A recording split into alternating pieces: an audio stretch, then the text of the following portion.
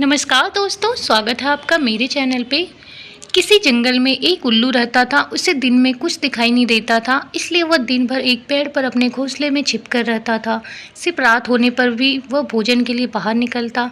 एक बार की बात है, गर्मियों का मौसम था, दोपहर का समय था और बहुत तेज़ धूप थी।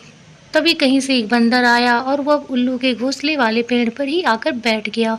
गर्मी और धूप से परेशान बंदर ने कहा, उफ, गर्मी बहुत है। आकाश में सूर्य भी आग के किसी गोले की तरह चमक रहा है। बंदर की बात को उल्लू ने भी सुन लिया। उससे रहा नहीं गया और बीच में ही बोल पड़ा, यह तुम झूठ कह रहे हो। सूर्य नहीं, बल्कि अगर चंद्रमा के चमकने की बात कहते तो मैं इसे सच मान लेता। बंदर बोला, भला दिन में चंद्रमा कैसे चमक सकता है? वह तो रात में चमकता है और दिन में का समय है तो दिन में सूर्य ही चमकेगा।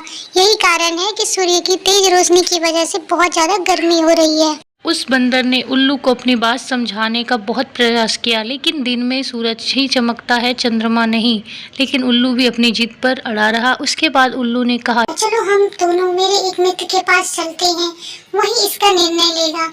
बंदर और उल्लू दोनों एक दूसरे पेड़ पर गए। उस दूसरे पेड़ पर उल्लुओं का एक बड़ा झुंड रहता था। उल्लुओं ने सभी को बुलाया और उनसे कहा कि दिन में आकार में सूर्य चमक रहा है या नहीं, यह तुम सब मिलकर बताओ।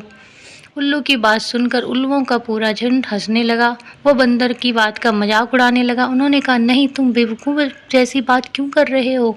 इस समय आकाश में तो चंद्रमा ही चमक रहा है और आकाश में सूर्य के चमकने की झूठी बात बोलकर हमारी बस्ती में झूठ का प्रचार मत करो।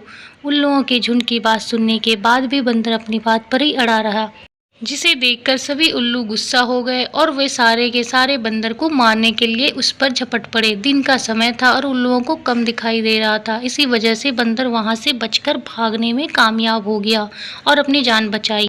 कहानी से सीख, जहां मूर्खों का बहुमत होता है वहां इसी प्रकार सत्य को भी असत्य सिद्ध कर दिया जाता है।